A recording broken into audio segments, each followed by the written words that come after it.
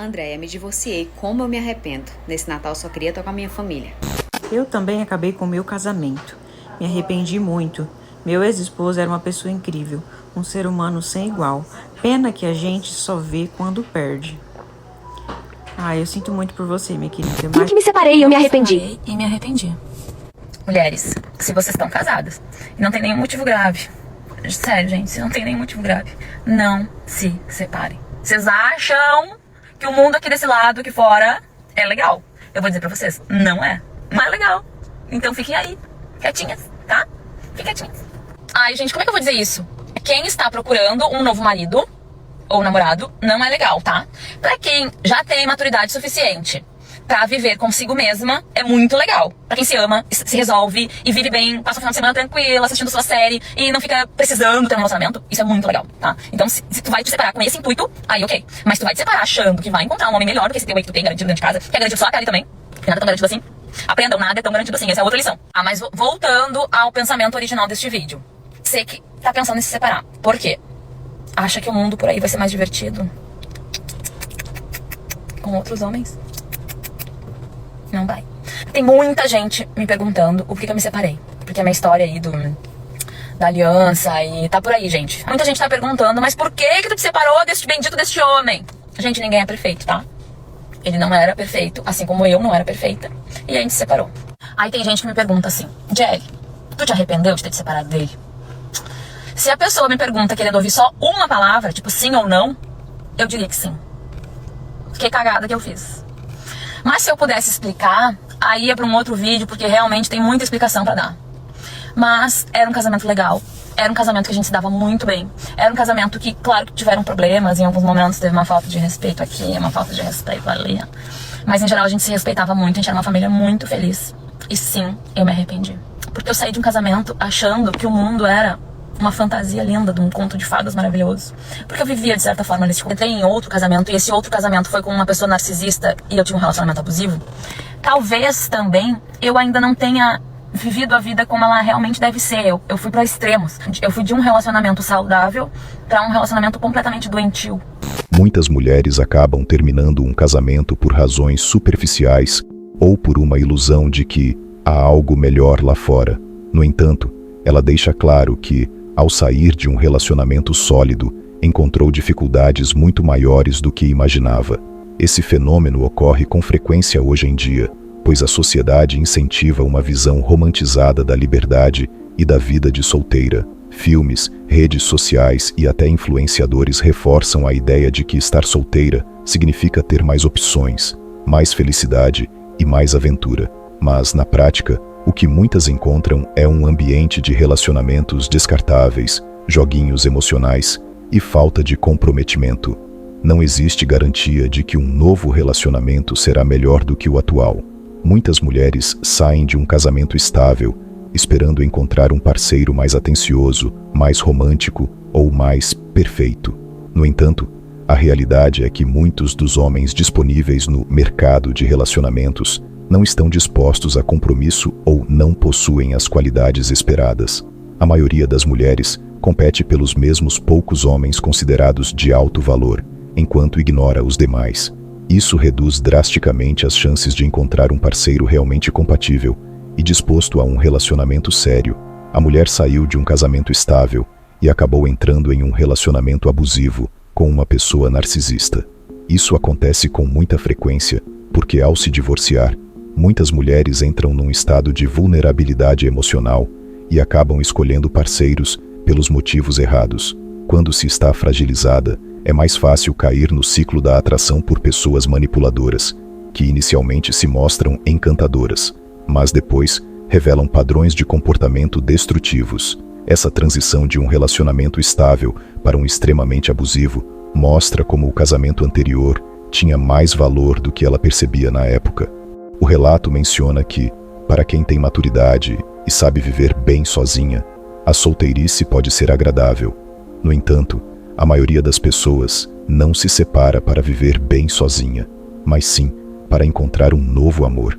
Muitas mulheres não percebem que a solidão pode ser bem mais difícil do que imaginam. As mesmas redes sociais que mostram a vida perfeita da solteira empoderada não mostram a realidade de lidar com fins de semana vazios, frustrações em encontros e a falta de conexão real no mundo moderno. Traí meu marido e ele descobriu. Pediu a separação, mas eu estou arrependido. Olha que interessante aqui. Hoje uma amiga minha veio chorando, dizendo que se arrependeu de ter terminado o casamento. Eu conheci os dois juntos, então eles pareciam ser um casal perfeito. Eles eram muito cúmplices e aparentemente tinham um casamento muito bom. Tanto que eu super me espantei quando ela veio me dizer que eles haviam se separado. Na época ela apresentou alguns motivos, né, enfim, que eu até achei que não eram muito relevantes. E logo começou uma vida de festa, sair com um, sair com outro. Volta e meia ela falava de um cara, e aí, como é que tá aquele cara lá? Não, já é outro, já tô com outro. E parecia que ela tava curtindo essa vida de pegação e balada. E hoje ela veio chorando, dizendo que se arrependeu muito. Eles já estão há mais de um ano separados. Na verdade, vão fazer quase 2 anos. Ele hoje já está casado com outra. E hoje é o aniversário da esposa dele. E vocês precisavam ver a declaração de amor que ele fez pra nova esposa dele. Ele sempre foi assim, né? Eu já conhecia ele como um amigo. E eu via que ele era super romântico com essa minha amiga quando eles eram casados. Ela relatava como ele era. Ele não ia ser diferente com a nova esposa. Ela viu essa declaração de amor. Lembrou, né, que tinha um marido bom e que ela abriu mão. E começou a chorar. E relatou o real motivo da separação. Ela queria ter liberdade. Liberdade pra ficar com quem ela quisesse. Que preço alto essa liberdade, hein? Que preço alto, perder o grande amor da sua vida. Hoje ela percebe que ele sim era o amor da vida dela. E que ela dificilmente vai ter alguém como ele novamente. Um homem romântico, trabalhador, fiel, carinhoso. E se deparando com a realidade dos homens que ela encontrou por aí que só queriam usá-la nitidamente, ela se viu como um objeto, que é usado e descartado. Enquanto aquele grande homem, aquele homem maravilhoso, está lá, fazendo declarações de amor para outra pessoa. Então muito cuidado ao ir atrás de liberdade e acabar vivendo uma vida solitária. A mulher da história representa um padrão que tem se tornado cada vez mais comum. A busca por liberdade, sem compreender o preço que se paga por ela. Muitas mulheres, e homens também, terminam relacionamentos estáveis acreditando que vão encontrar algo melhor, quando na verdade estão sendo influenciadas por uma cultura que glorifica a vida de solteiro e a pegação desenfreada. Mas o que essa liberdade realmente significa? No caso dela, foi a liberdade de sair com várias pessoas, mas sem construir nada sólido e significativo. No fim, percebeu tarde demais que o que perdeu foi muito maior do que o que ganhou. A sociedade atual empurra a ideia de que compromisso é uma prisão e que ser livre significa estar disponível para qualquer oportunidade. Mas será que vale a pena abrir mão de um relacionamento saudável por uma ilusão passageira? O ex-marido dela não mudou de comportamento. Ele continuou sendo o mesmo homem romântico, fiel e trabalhador. Só que agora, para outra mulher. Isso reforça algo importante. Homens bons não ficam disponíveis por muito tempo. Enquanto ela explorava a solteirice, ele encontrou alguém que valorizou aquilo que ela descartou. Isso mostra que muitos homens que realmente têm princípios e querem construir algo sólido não vão esperar para sempre. Eles sabem o que querem e quando encontram uma parceira que os valoriza, investem no relacionamento. No jogo do amor, quem não reconhece o valor do que tem, muitas vezes vê outra pessoa aproveitando aquilo que negligenciou. Após o divórcio, a amiga percebeu que os homens que encontrou só queriam usá-la. Isso não é coincidência. No mercado de relacionamentos atual, mulheres que buscam apenas curtição, muitas vezes acabam atraindo homens que também só querem isso. Ao sair de um casamento sólido para uma vida de festas e encontros casuais, ela mudou sua posição no mercado de relacionamentos. Enquanto antes era vista como uma mulher comprometida e leal, agora passou a ser vista como alguém disponível para a diversão. E foi tratada dessa forma. A forma como nos posicionamos afeta o tipo de pessoas que atraímos. Se queremos compromisso, precisamos agir de acordo. Agora que ela percebeu seu erro, sente que dificilmente encontrará outro homem como o ex-marido. Isso acontece porque homens de qualidade, que querem compromisso, são minoria e muito disputados. Além disso, muitos deles preferem mulheres que demonstram seriedade e maturidade emocional desde o início. Ela pode até encontrar um novo parceiro, mas será difícil achar alguém com as mesmas características do ex, porque ele já construiu uma nova vida com outra mulher. Nem sempre temos uma segunda chance. Quando perdemos algo valioso, pode ser tarde demais para recuperar. O maior peso dessa história é o arrependimento. Ela percebeu que perdeu algo valioso, mas agora já não há nada que possa fazer. O ex-marido seguiu em frente, e ela ficou com a dor da escolha errada. Isso reforça uma lição fundamental. Antes de tomar decisões radicais, é preciso avaliar com profundidade as consequências. Muitas pessoas se separam por motivos superficiais, sem refletir sobre o que realmente importa em um relacionamento. O casamento e os relacionamentos exigem maturidade. Se há problemas, o ideal é tentar resolvê-los antes de decidir abrir mão de algo que pode ser muito difícil de reconstruir depois. Sem querer, acabei traindo meu marido. Eu me arrependi porque amo ele. Estou muito triste. Sendo triste você não tá, você tá com a consciência pesada. E amar você não ama, querida. Porque se amar, você não traísse. Todo mundo sabe que eu sou casada. Isso não é segredo pra ninguém. Tô com meu homem há mais de 10 anos, um cara incrível, que cuida da casa, que cuida dos filhos. Mas eu não deixei de ser mulher por causa disso, principalmente nos meus picos hormonais. E aí ontem, o meu homem descobriu uma traição. Que foi, gente?